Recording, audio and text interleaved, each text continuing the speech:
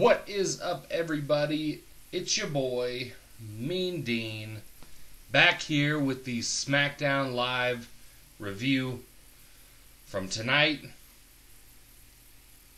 Got a lot to talk about, but before I get into it, remember, YouTube, I'm literally on it right now as you're watching. Facebook, Twitter, we're getting blown up right now on Facebook and Twitter. We got some additional 100 likes over the past 3 or 4 days. Be a part of the movement. It's important. Twitter's blowing up. Go to our Patreon. Go to iTunes, Podomatic, Spreaker, Podbean. Literally, if you Google The Outsiders Podcast, you will see a picture of our face. Listen to it. Spoiler alert, it's amazing. So, just wanted to give you guys a shout out. Shout out to JG, Tommy Guns. JG's been having some technical difficulties. Apparently, I'm having user error. Technical difficulties at home trying to get the Raw reviews out. Trying to get the wrestler bios out. So, we ran into a snag last week. Ran into another one this week. Just part of the business. But hopefully we'll get there. So please be patient, everybody. We will get all the content out. However, your boy, Mean Dean, is as straight as sour gummy bears at this point. We got our mics up. We got our webcam up. We got our outsiders out there watching and listening. Let's jump into SmackDown Live, June 27th, 2017. Are you ready? Fuck you, Buffer. Just start off with one thing I wanted to bring up, and I brought up in the past too.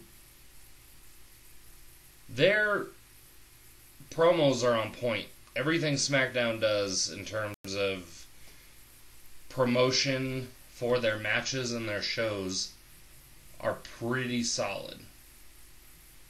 They get me to the point where there are matches I could care less about that I just get sort of hyped up about just because of that. And I mentioned on last week's that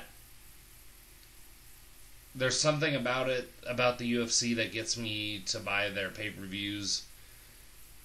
And it's all the pre-fight stuff. It's all the who's going to win, who's going to, there's a shit talk going on, things like that. I love that. It's not all like that on SmackDown, but for the most part, pretty good. Opened up, getting me excited about the show. Daniel Bryan comes out naturally, plugs Miss Money in the Bank, and I have a software update on my computer that I have to get rid of. Thank you, Apple. And naturally, he's talking about how historical it is and how it's the second ever. And you know what, Daniel? It was historic the first night, and it went the direction it went. Not that I don't enjoy the controversy. That it is now, that's fine. It's just, it was played out because that was the first, and that's why it was such a big deal. If it was like the second one or something like that, I'd be like, oh, okay, well, we got to see the first one managed legitly. Now we have to see the first one basically shit on so we can hope all is well for the second one. And for those of you who watched it, probably can predict exactly what I'm going to say towards the end of this review. I like to be linear about the reviews. I like to talk about it from start to finish. I like to give it the matches a rating and the overall show rating. So let's jump into it. Daniel Bryan comes out, talks about Miss Money in the Bank, Carmelo Anthony. I had said that last time too. Carmella comes out with James Ellsworth, pleads her case. We get it. It was already taken from you. I like the natural heat she's building. I enjoy that portion of it. I enjoy that she's getting something out of it from a personal perspective. What sucks is that it's just kind of like, let's just get on to the match. That's what really matters. James Ellsworth says something stupid. Daniel Bryan says, okay, I'll ban you from the arena. That's literally, I was just like, okay, I'm done, I'm tired. Move on. You know, and one thing I wanted to bring up too, I know I talk a lot of crap about James Ellsworth, but did somebody phone a friend for him? Like, did somebody say, hey, I got this guy, he's really goofy looking, like I wonder if you're interested in a comedy angle, or like, did somebody call in and be like, hey, I'm going to pitch James Ellsworth to you? Or I just want to let you know what this guy can do, or something like that. Or was it because his stupid face during the Braun squash match that sold him? Hard to say. Really hard to say. But every time I see James Ellsworth, I think he's like a no-talent Zach Gowen. And Zach Gowen has talent, and he has one leg. If I'm not mistaken, that dude was doing moonsaults with one leg. So again, I ask, what is James Ellsworth's benefit to the WWE other than to be some shoddy mouthpiece for somebody who's good on the mic? He's no $1 million man. She's no ringmaster. Do you understand what I'm getting at? So, he's banned from the arena. Security removed him. He ran around. Everybody laughed like it was super funny. It was just really stupid. I feel like yawning again just talking about it. But, you know, what are you gonna do? First match. There are probably only about 3 matches tonight, I think. I'll have to go through and count them, but first match, Hype Bros versus Usos for the tag team titles. Or if I'm not mistaken, it was for a chance to get the tag team titles. I can't remember. Honestly, I just remember as soon as the Hype Bros came out, I was super uninterested. And I know a lot of people, a lot of the outsiders say, you know, why do you knock Mojo? Why do you knock Zack Ryder? First of all, Zack Ryder gained his popularity on YouTube while he was a superstar in the WWE. You have to understand that. So it's not like he did it for matches. It's not like he wowed anybody in the ring, and that's what the problem is with Zack Ryder. Baron Corbin doesn't wow anybody in the ring, but what he does is he kicks ass. That is Baron Corbin. That's how you identify a character. How do you identify Zack Ryder if you take off the glasses and drop the stupid New Jersey character? You don't. You define Zack Ryder with Alex Riley, with, dare I say, Dolph Ziggler. And I'll probably catch heat for that too. I don't know. I mean, Mojo has more than Zack has, or has ever had. And now he has a push. So, my immediate reaction before the match started was, let me read my notes, calling it now, there will be a new tag team champs. Why? Because very little of WWE makes sense anymore, and they are pushing Mojo. That was my first prediction. Then right before the bell sounded, I put another dash and said, or Zack will turn. None of those happened. I was really disappointed. But not at the same time, because those are more predictions for a very sarcastic version of WWE Smackdown Live. And I don't really want to see that, but whatever. I mean, if it would have happened, it would have happened. I would have just walked around smug all day tomorrow and would have been Facebook and tweeting out to the outsiders. But I think tomorrow I'm going to take it easy. Went pretty wild with those predictions. The match started as quick as it ended for the most part. It was really fast. It was alright though. I mean, it wasn't terrible. But with the amount of time that was spent on it, the build-up for it, which is a week, remember, WWE doesn't build anything anymore, really. They built the Samoa Joe Brock Lesnar. They built...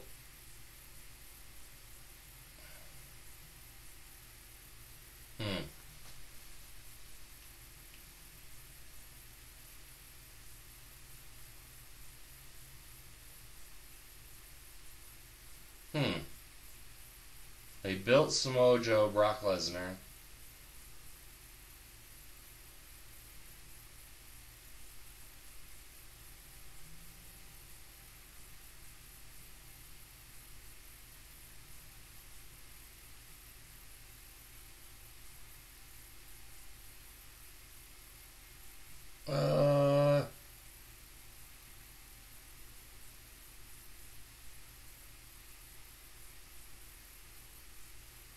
I was going to say Kevin Owens and Sami Zayn, but they built the match themselves through their entire independent circuit. And NXT, which is part of WWE, whether they admit it or not. Dang. I guess Braun and Roman, maybe? I don't know how much that was a build, though, because they kind of just started fighting. It eventually built after the fight. Tell you what. The next outsider, the next person to either Facebook us or tweet us and give me 10 examples of real wrestling builds in the past 3 years to make it fair, then I will shout you out at Great Balls of Fire on our live show. Fair? Let's go with that. We got to move on. Match is short. It was decent, but it was short. I rated it a 4 just because of its shortness. And again, hype rows are played out. They talk about, if you talk about any build-up for this, it was that they had unfinished business. But their business was finished pretty quickly. And again, why would you go to the point of saying those things if you weren't going to win? Or if you weren't going to come close to winning? Just a thought. New Day interrupts after the Usos win. The Usos kind of do this weird rap about the titles and say they beat them, and they put an L on them, which doesn't... It's not accurate, because they did not beat them. The New Day beat them via countout. Again, I'm not going to go into the New Day because I do that every Tuesday and SmackDown pay-per-view about how they're played out, but the one thing that I love about the New Day, and not so much the New Day, but the characters themselves, is that they're not afraid to make you look really, really stupid. Like when you're saying something that's wrong, basically in this scenario, they looked at him like he was an idiot. And then they did some, and then Kofi all of a sudden channeled Thuganomics John Cena, did some like talk rap or something, he talk rapped Usos. So that was interesting. And speaking of John Cena, they're literally building up his promotion as one of the greatest returns in WWE history. Which is bullshit. John Cena's always returned. He's had better returns than this. And now they're promoting him as arguably the greatest WWE superstar of all time.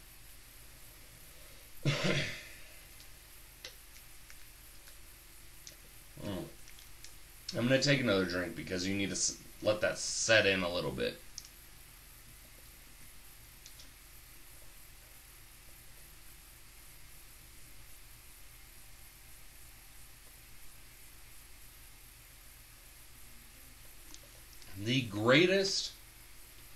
arguably the greatest WWE superstar of all time.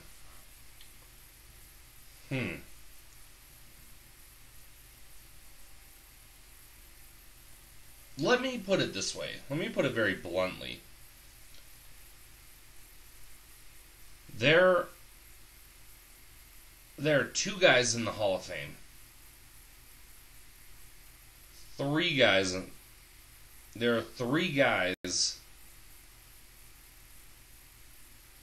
that are not in the Hall of Fame currently right now. Rock, Triple H, and The Undertaker.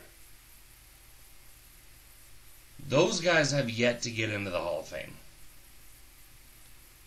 Three of the greatest superstars in WWE history. John Cena very much fits the mold as a poster boy for the new generation after Ruthless Aggression. So basically, 06 to today, he ran the show. Arguably Randy Orton second, and I think that's fair. But he is no Rock. He is no Triple H. And he sure as shit is no Undertaker. So how can you identify him as such? Stone Cold Steve Austin is the greatest WWE superstar of all time. And I challenge anybody to argue with me on that. In fact, again, let's go promotion value here. You bring up just one valid reason why Stone Cold Steve Austin is not the greatest superstar ever, comparatively to John Cena, comparatively to The Undertaker, all these people. Again, I will shout you out at Great Balls of Fire. I will make a t-shirt, a TOP t-shirt for you. I just know that it's not going to happen. Just as much as I know that John Cena is not arguably the greatest superstar in WWE history. And you put him in the same boat as the greatest, but he is not the greatest. You say, just like Triple H, just like The Rock, he is one of the greatest WWE superstars of all time. Absolutely. Golf clap. I love it. That is what it is. He is no Rock, in my opinion. He is no Triple H, in my opinion. He is absolutely no Undertaker, and he certainly is no Stone Cold Steve Austin. He is no Ric Flair. I don't care how many belts you put on him. I don't care if he breaks a record. He didn't own territory like Flair did. He ran the WWE, but he did not own a piece of wrestling like Ric Flair did.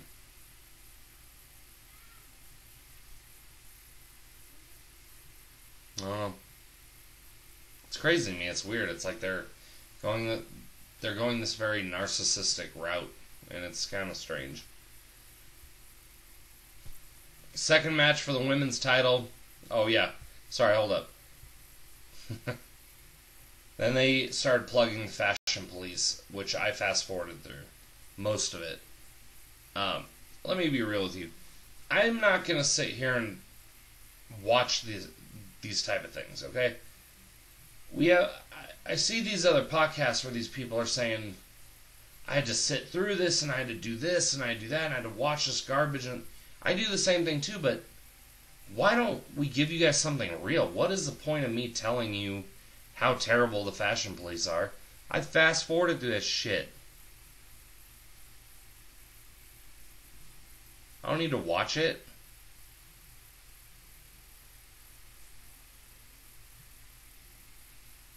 Pointless. It's dumb. And the only mystery that we're going to have is that some other team is messing with them at a wrestling promotion. Eh. Alright. Second match, women's title. Natalia was in the Miss Money in the Bank match. Naomi and Lana, who basically last week just went up to her and said, I want a rematch. And she said, okay.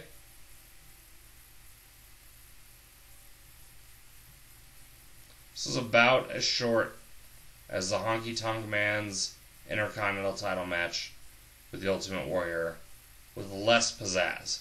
Although, I must say, with as quick as it was, there were some okay moves, and there's some okay storytelling in there. Hate to admit it, but it's the truth. Again, to no benefit to Lana, to no benefit to Naomi, it was just time killer, in my opinion. And they're going to still pump money into Lana to promote her for losing the title twice. So, I actually ended up giving it a 5. Thought it was better than the Usos match.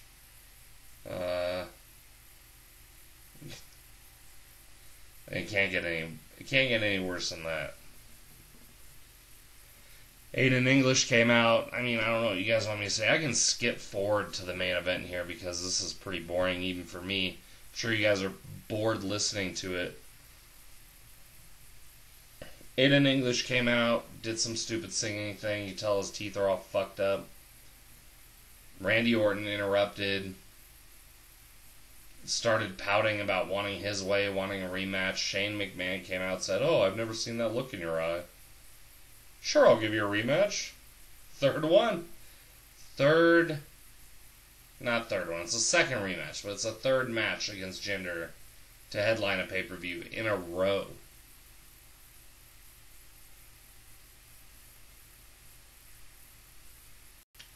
Just think about that. Chew on that. There's one catch to this, though. It's funny because I'm sitting there next to my wife, and they're like, okay, Randy, well, it's going to be Jinder's stipulation. And my wife goes, oh, well, I wonder what it's going to be like, an I Quit match or something. And I immediately shouted out, Punjabi prison match, because Jinder's a Punjab. Jinder is a Punjab, and that just made sense to me. So, Mr. Tommy Guns, Mr. JG, I'm happy to announce the first one on the Outsiders podcast that we have officially returned to the Punjabi prison match. And the only problem I have with this is they're not doing it next week on SmackDown. They're doing it at a pay-per-view. Well, it is a pay-per-view quality match. They really should be doing it on the 4th of July. That's just my opinion. I think that'd be really smart, especially for Randy to recapture. Then again, seeing Baron Corbin kind of get in Jinder's face last week, I kind of like that idea too. Jinder really has nowhere to go but down. That's the unfortunate part for him. So, I don't know. Punjabi Playboy match, though. It's going to be Punjabi Playboy match. Man, I'm not on my game tonight. Really tired. Punjabi prison match. JG always calls me the Punjabi Playboy, and I think I got it mixed up. Next week, Daniel Bryan announcer will be a United States All-American Battle Royal for the number 1 contendership for the U.S. title. AJ Styles called Kevin Owens a whale's vagina. So that was something. Not as specific as LaMelo Ball's comment on Raw, which was funny? I don't know. Yeah, so hold up. Yes. Oh, 4 matches. That's what I was missing. Oh, the Mike and Maria thing came out. Sami Zayn interrupted her. Baron Corbin and Sami Zayn. That match actually wasn't that bad. Honestly, I mean, it was as good as it was probably going to get for a SmackDown. And I thought it was mainly just a warm-up match. I was kind of excited about last week when they announced it. I think it's a good rivalry. I think they can continue for what it's worth. I give it a 6. I don't think it's bad. It's better than all 4s that I've been handing out, or 2s even, on pay-per-views, but it was good. I mean, I have really nothing else to say about that.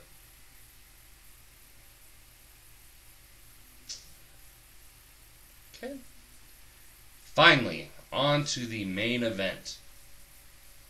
Miss Money in the Bank 2. At first, I thought the match was a little sloppy. There's some spots that people were supposed to hit, they weren't really hitting. I was getting a little worried because I'm like, man, this is going to suck if this is worse than the first one, and the first one ended the way it did. You know, and then it started picking up a little bit. Had some good spots, some good moves, things like that. It's a lot of storytelling, which, as you know, I talk about storytelling all the time. I love storytelling in the ring. There's a lot of that with Carmella, a lot of that with Becky. Charlotte took the ladder over Tamina's head, the bottom of the base of the ladder, and was slamming the ladder on her face, and it looked like it fucking hurt. I was like pretty impressed. God damn, she's really laying into her. You know, and there's a part in there where I still wasn't sure who was going to win. I was hoping it was Carmella. I was hoping that she was going to pull it out and kind of show everybody that she didn't need James and that she's strong enough on her own to get it done, to get the job done, which wasn't necessarily the case. Natalya had this nasty powerbomb on Becky Lynch where Becky kind of put her hands behind her head to protect her, but it was pretty rough. It was like almost on the back of her head directly. You know, and then Natalya and Charlotte went outside of the ring and fought, which you don't really see a lot of that during Money in the Bank ladder matches. You don't see a lot of that during ladder matches in general, or even TLC matches, are people going outside of the ring area to fight, and I really thought that was a cool spot between Natalya and Charlotte. And wouldn't you know it, here comes James fucking Ellsworth again. I don't know if it's just to stick it in the fans' face and show them that they make the decision. I don't know. It seems like sometimes WWE makes decisions just to piss a lot of people off, which sometimes that's okay, and sometimes it's needed, but when your fans are sitting here telling you that may not have been the best way to go about it, not that we know any better, but that may not have been the best way to go about it, at the first Money in the Bank ladder match, you just bring his ass out again? Like, when am I going to get rid of James Ellsworth? When is SmackDown going to get rid of James Ellsworth? When are we going to get something that we can enjoy? Apparently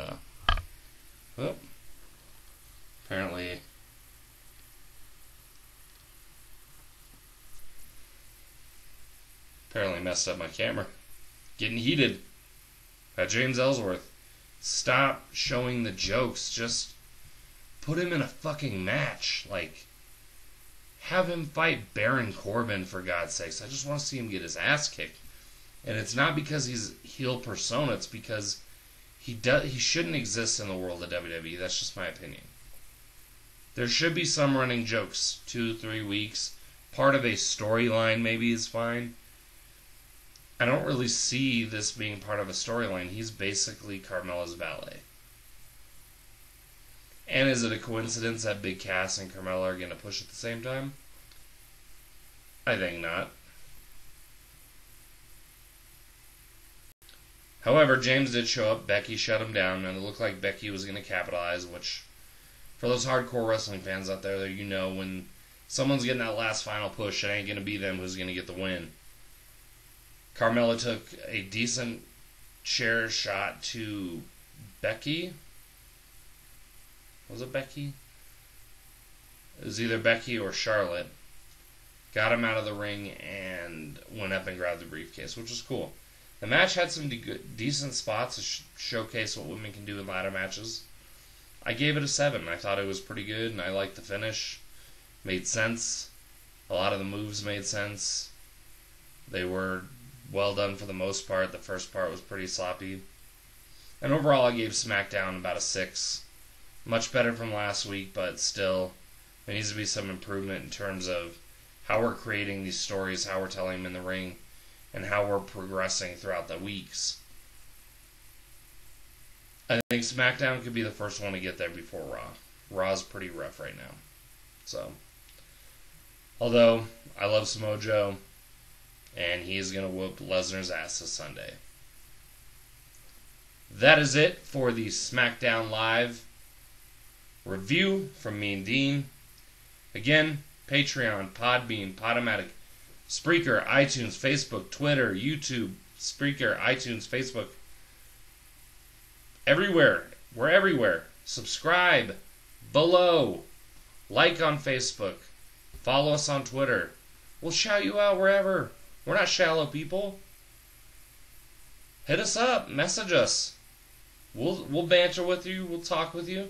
I just told somebody on Facebook today that LeVar Ball draws more than Hulk Hogan. We have a good time. Join us. Stay tuned this week. We may have our wrestling bios up and running. If we don't, our next show will be on Sunday, Great Balls of Fire. Live pre-show here on YouTube and post-show on YouTube. Stay tuned for that. Mean Dean, the Outsiders Podcast, we are out. Ho!